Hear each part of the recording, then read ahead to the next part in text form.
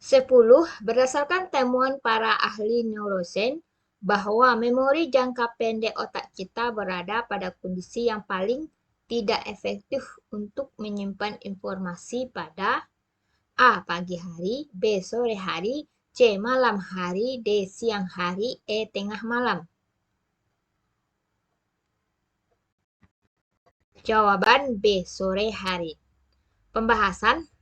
Memori jangka pendek otak kita berada pada kondisi terbaik untuk menyimpan informasi pada pagi hari dan paling tidak efektif pada sore hari. Sebaliknya, memori jangka panjang kita berada pada kondisi terbaik untuk menyimpan informasi pada sore hari. Itu artinya waktu pembelajaran terkait penyerapan informasi paling baik dilakukan di pagi hari. Sedangkan waktu terbaik untuk pengulangan, pengolahan dan refleksi informasi paling baik dilakukan di waktu sore hari. Peserta didik akan dapat mengingat dengan baik materi yang berkaitan dengan semantik seperti nama, tempat, tanggal, dan fakta di pagi hari, dan akan lebih baik menyerap materi yang bersifat permaknaan mendalam di sore hari. Begitu ya teman-teman, mungkin yang ditanya nanti memori jangka panjang. 11. Menerapkan pembelajaran digital. Coba kita bahas dulu pembelajaran digital. Pembelajaran digital adalah praktik pembelajaran yang menggunakan teknologi secara efektif untuk memperkuat pengalaman belajar peserta didik yang meningkatkan instruksi berkualitas tinggi dan menyediakan akses ke konten yang menantang dan menarik. Umpan balik melalui penilaian formatif, peluang untuk belajar kapan saja dan di mana saja, dan instruksi individual untuk memastikan semua peserta didik mencapai potensi penuh.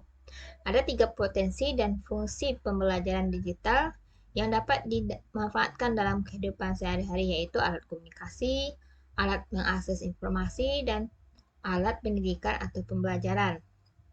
Terkait dengan ragam pemanfaatan pembelajaran digital, ada beberapa aplikasi yang dapat diintegrasikan dan dimanfaatkan dalam kelas digital. Di antaranya ada penggunaan mobile learning atau m-learning, pemanfaatan media sosial seperti Facebook, Instagram, YouTube, Snapchat, Twitter, WhatsApp, Line, dan sebagainya. Pemanfaat pembelajaran berbasis permainan serta pemanfaatan cloud computing. Jadi itu kira-kira teman-teman mengenai pembelajaran digital.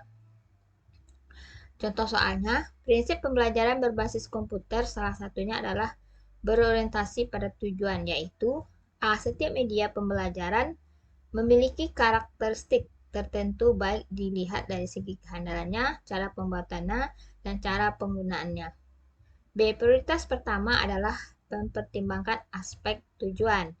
C. Keunggulan pembelajaran berbasis komputer adalah penerapan prinsip belajar tuntas atau master learning. D. Berorientasi pada standar kompetensi, kompetensi dasar, dan indikator yang harus dicapai. Jawaban D. Berorientasi pada standar kompetensi, kompetensi dasar, dan indikator yang harus dicapai. Di kata kunci dari soalnya adalah berorientasi pada tujuan. Memang dalam pembelajaran tujuan kita adalah bagaimana tercapainya kompetensi dasar serta indikator yang kita buat. 12. Menerapkan model pembelajaran blended learning. Contoh soal, selain pembelajaran berbasis daring, dikenal juga dengan hybrid learning atau blended learning, yaitu pembelajaran A. Campuran dari metode offline dan online, B. Pembelajaran bervariasi, C. Berbasis e-learning, D. Modifikasi konvensional, E. Menggunakan virtual. Jawaban A. Campuran dari metode offline dan online. Di sini kita rata-rata sudah tahu ya teman-teman bagaimana blended learning itu bisa tatap muka dicampur dengan online. Mungkin dari jarak jauh kita online, kemudian saat mengantar tugas secara offline, atau ada ganti-gantian secara online, kemudian besoknya secara offline. Selanjutnya, 13. Menerapkan konsep dan prinsip pertumbuhan peserta didik. Pertumbuhan merupakan perubahan secara fisiologis sebagai hasil dari proses pematangan fungsi-fungsi yang berlangsung secara normal pada anak yang sehat pada waktu yang normal.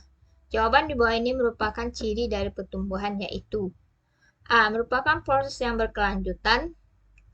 B. Merujuk perubahan kuantitatif dan kualitatif.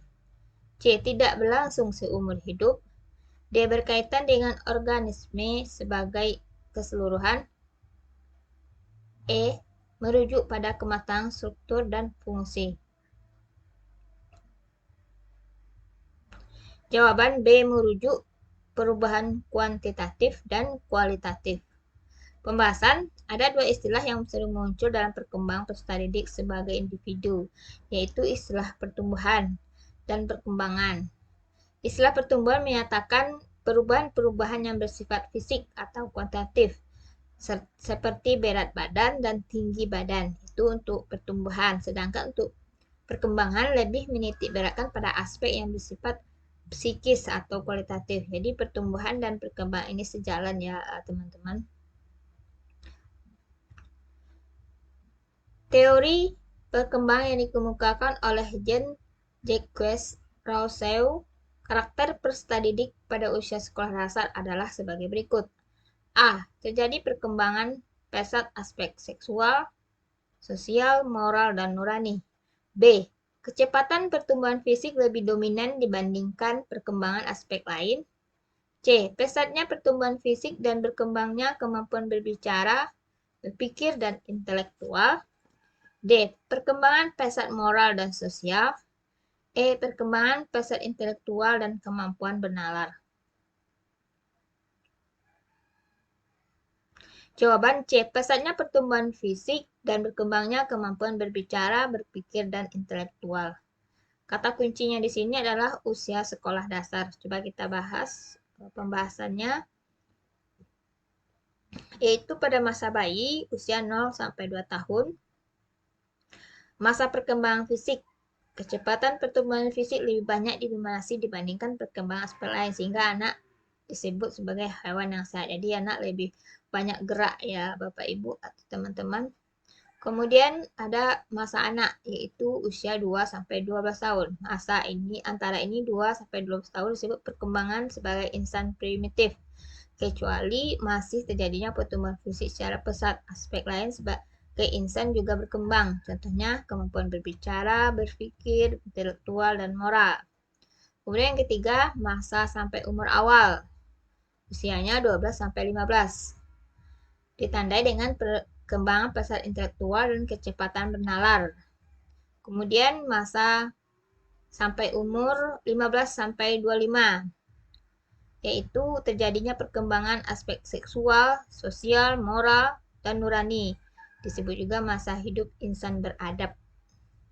Jadi di bagian pertanyaan, usia anak sekolah itu 2 sampai 12 tahun. Nah, maksudnya usia SD gitu. 14. Menganalisis perkembangan peserta didik. Manusia akan berkembang, berubah, dan dipengaruhi terus oleh pengalaman sepanjang hayatnya, baik dalam aspek fisik, psikis, maupun sosial. Pernyataan tersebut merupakan salah satu prinsip dari A. Setiap anak bersifat individual dan berkembang sesuai dengan perkembangannya. B. Perkembangan itu terarah dan dapat diramalkan. C. Semua aspek perkembangan saling berkaitan. D. Perkembangan adalah proses yang tak berakhir. E. Perkembangan berlangsung dan kemampuan bersifat umum menuju ke sifat khusus. Maaf teman-teman, di sini sudah terbuat kuncinya. Jadi jawabannya C. Semua aspek perkembangan saling berkaitan karena fisik, psikis, dan sosial itu saling berhubungan. 15. Menganalisis karakteristik individu peserta didik. Ketika memberikan penjelasan materi sepak bola, Pak Aris selaku guru PJOK selalu menggunakan media PowerPoint, video, dan poster untuk proses pembelajarannya. Hal tersebut dimaksudkan agar peserta didik dapat lebih fokus dan tertarik terhadap apa yang sedang dibahasnya, sehingga hasilnya akan lebih baik dari proses pembelajaran yang dilakukan. Berarti Pak Haris selalu mempertimbangkan karakteristik peserta didik dari aspek A. Etik peserta didik, B. Kultural peserta didik, C. Gaya belajar peserta didik, D. Perkembangan motorik peserta didik. Jawaban C. Gaya belajar peserta didik. Kata kuncinya di sini adalah guru PJOK menggunakan media PowerPoint, video, dan poster. Jadi di sini nampak itu gaya belajar peserta didik. Pembahasannya mengenali gaya belajar siswa yang akan memudahkan guru untuk memilih kegiatan pembelajaran yang sesuai dan memudahkan siswa dalam menerima informasi. Jadi ada 3 jenis gayanya, yaitu visual. Visual itu dari poster tadi. Kemudian auditorial, dari video bisa, dari PowerPoint juga bisa, dan gaya belajar kinestetik. Jadi kata kuncinya tadi PowerPoint, video, dan poster. Yang 16, menerapkan teori belajar dalam pendidikan jasmani, yang artinya bagaimana teori belajar itu di saat guru memberikan pembelajaran. Pendidikan terbuka merupakan proses pendidikan yang memberikan kesempatan kepada murid untuk bergerak secara bebas di sekitar kelas dan memilih aktivitas belajar mereka sendiri, sedangkan guru hanya berperan sebagai fasilitator dan pembimbing. Konsep tersebut merupakan teori belajar A. Rekonstruktivistik, B. Kognitif, C. Humanistik, D. Behavioristik, E. Konstruktivistik.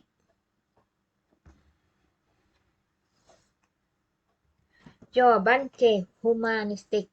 Jadi di sini kata kunci dari soal bahwasanya murid bergerak secara bebas di sekitar kelas dan memilih aktivitas belajar mereka sendiri. Jadi bagaimana seorang guru membiarkan muridnya belajar, bagaimana murid tersebut nyaman saat belajar. Mungkin dari segi dia duduk di bawah, duduk di kursi, atau belajar di luar. Nah, di sana guru memahami bagaimana nyamannya siswa tersebut. Nah, di situ nampak teori humanistik memanusiakan manusia. Sedangkan teori behavioristik itu adanya stimulus dan respon. Guru menjelaskan, siswa mendengar. Itu saat pembelajaran.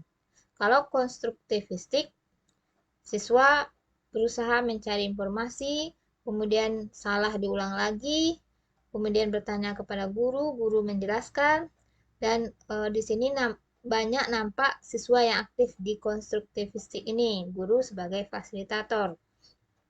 Kalau kognitif itu lebih ke pemahaman, siswa lebih banyak berpikir. Kalau rekonstruktivistik itu tidak ada ya teman-teman, hanya pengecoh. Jadi itu kira-kira penerapan teori belajar humanistik. 17. Merancang media dan alat bantu pembelajaran pendidikan jasmani. Jadi guru merancang media, alat untuk pembelajaran. Guru menggunakan animasi video untuk menjelaskan prinsip mengapung pada materi renang merupakan penerapan TPACK dalam domain A. Upaya memahami peserta didik. B. Pengelolaan pembelajaran. C. Mempresentasikan data. D. Rancangan kurikulum. D. Memahami materi pembelajaran. Jawaban E. Memahami materi pembelajaran. Materinya yaitu mengapung dalam renang. Jadi seorang guru harus menggunakan video pembelajaran sebelum praktek ke lapangan. Jadi bagaimana siswa melihat cara mengapung. Jadi itu salah satu media yang harus disiapkan oleh guru. Jadi kita tidak langsung belajar mengapung di kolam renang, tapi siswa melihat dulu begini kira-kira video mengapung. Seperti itu ya teman-teman. 19. Menganalisis pemanfaatan iptek dalam pendidikan jasmani. Seorang guru PJOK dalam menggunakan media harus sesuai dengan tingkat perkembangan anak-anak didik, baik dari segi bahasa, simbol-simbol yang digunakan, cara dan cepat penyajiannya. Salah satu faktor yang harus diperhatikan dalam memilih sumber media pembelajaran adalah A. Situasi dan kondisi, B. Keefektifan, C. Kemudahan, D. Objektivitas, E. Sasaran program. Jawaban E. Sasaran program. Kata kuncinya di sini harus sesuai dengan tingkat perkembangan anak didik. Jadi sasarannya adalah anak didik. Jadi bisa menampilkan bahasa, simbol-simbol, dan kecepatan penyajiannya. Soal lainnya, salah satu dari manfaat penggunaan ICT untuk mendukung pembelajaran adalah A. Meningkatkan masa kekinian dalam pembelajaran, B. Meningkatkan kualitas pembelajaran, C. Mengikuti perkembangan ICT, D. Memudahkan guru, E. Memudahkan peserta didik.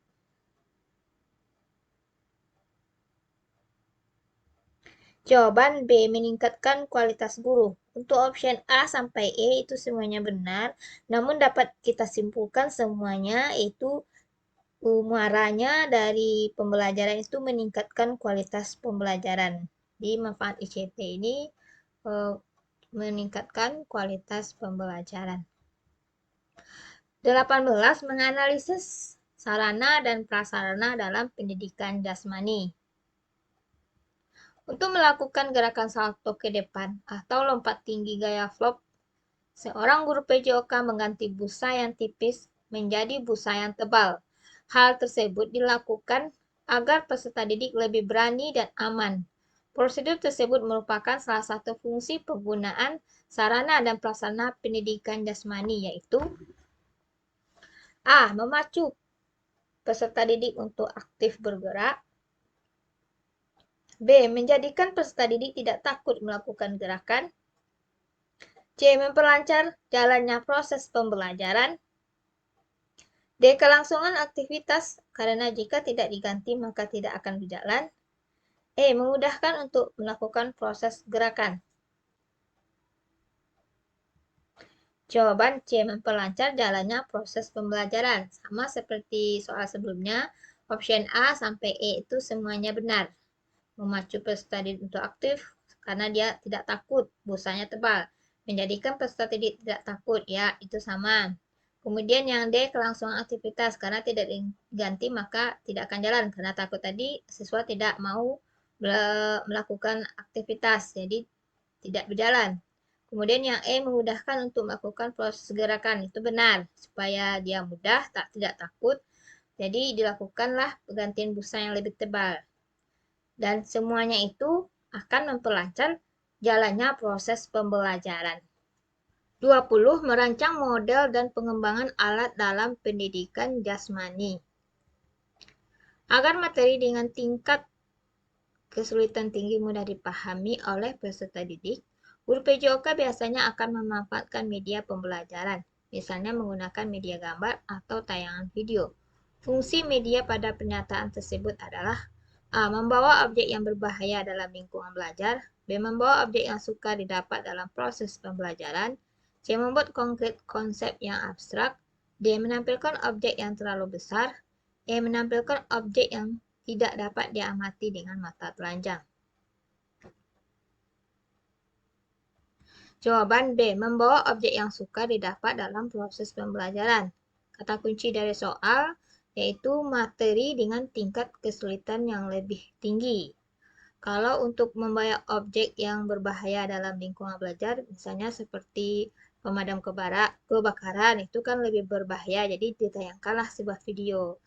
Kemudian yang C, membuat konkret konsep yang abstrak. Contohnya seperti peredaran darah, tentu tidak mungkin kita lihat darah sendiri. Kemudian yang D, menampilkan objek yang terlalu besar, kira-kira gambar dari pulau. Tentu tidak mungkin kita membawanya ke kelas. Kemudian yang KE, menampilkan objek yang tidak dapat diamati dengan mata telanjang. Contohnya kuman-kuman. Jadi kita buat dalam bentuk video.